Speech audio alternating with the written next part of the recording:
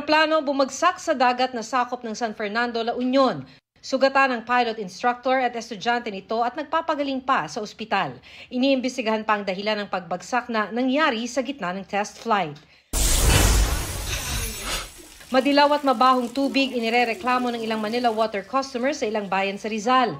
Ayon sa Manila Water, hindi kinaya ng Cardona Water Treatment Plant ang pagdami ng algae o lumot sa Laguna Lake na dulot ng biglang pag-ulan kasunod ng mainit na panahon. Pasado naman daw sa parameters ang tubig gripo kahit madilaw at mabaho. Nag-iimbestiga na ang MWSS para matukoy kung dapat bigyan ng refund ang mga apektadong customer. Pagtaas ng mga kaso ng COVID-19 na itala sa bansa. Ayon sa DOH, 877 na new COVID cases ang nai-record mula May 7 to 13, katumbas ng 125 cases kada araw. Pero di raw kailangan ng travel restrictions. Huwag magpahuli sa mga balitang dapat ninyong malaman. Mag-subscribe sa GMA Integrated News sa YouTube.